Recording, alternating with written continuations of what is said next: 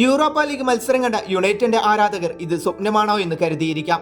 എന്നും യുണൈറ്റഡിന്റെ വില്ലനായി കരുതിയ ഹാരി മഗ്വയറിനെ നായകനായി കണ്ടിരിക്കാം. എക്സ്ട്രാ ടൈമിൽ കരഞ്ഞു കലങ്ങിയ യുണൈറ്റഡിന്റെ കണ്ണുകൾ എക്സ്ട്രാ ടൈം അവസാനിക്കുമ്പോൾ സന്തോഷത്തിന്റെ വെള്ളി വെളിച്ചം കണ്ടു. ഒരു ത്രില്ലർ പോരാട്ടം എന്നതിനേക്കാൾ മുകളിലായിരുന്നു ആ മത്സരം. നിലവിൽ യുണൈറ്റഡ് അത്ര മെച്ചപ്പെട്ട അവസ്ഥയിലൊന്നുമല്ല. പ്രീമിയർ ലീഗിൽ 14ാം സ്ഥാനത്തുള്ള യുണൈറ്റഡിന്റെ ഏക പ്രതീക്ഷ യൂറോപ്പ ലീഗ് തന്നെയാണ്. അതും കൂടി യുണൈറ്റഡിന് നഷ്ടമായാൽ യുണൈറ്റഡിന്റെ സ്ഥിതി എന്താകുമെന്നറിയില്ല.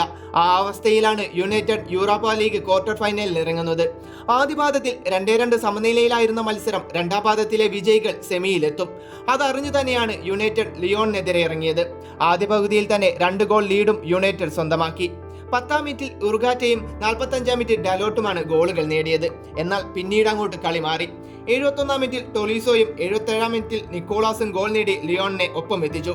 അതോടെ മത്സരം എക്സ്ട്രാ ടൈമിലേക്ക്.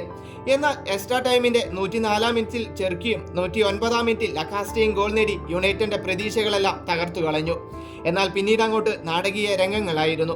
സിനിമാ കഥകളെ വെല്ലുന്ന ഒരു തിരിച്ചുവരവ് അവിടെ തുടങ്ങുകയായിരുന്നു. 114ാം മിനിറ്റിൽ പെനാൽറ്റി ഗോളിലൂടെ ബ്രൂണോ യുണൈറ്റഡിന്റെ പ്രതീക്ഷകൾ തിരിച്ചെത്തിച്ചു. 120ാം മിനിറ്റിൽ കോബി മെനുവും ഗോൾ നേടിയതോടെ യുണൈറ്റഡ് ആരാധകർ ജീവൻ തിരിച്ചു കിട്ടിയ ആശ്വാസത്തിൽ ആഘോഷിച്ചു. ലിയോൺ പെനാൽറ്റി ഷൂട്ടൗട്ട് ഉറപ്പിക്കും മുന്നേ യുണൈറ്റഡിന്റെ സ്ഥിരം വില്ലനായി കണ്ടിരുന്ന ഹാരി മഗ്വയർ തന്റെ മറ്റൊരു രക്ഷാപ്രവർത്തനം കൂടി പൂർത്തിയാക്കി. 121ാം മിനിറ്റിൽ മഗ്വയറിന്റെ ഗോൾ.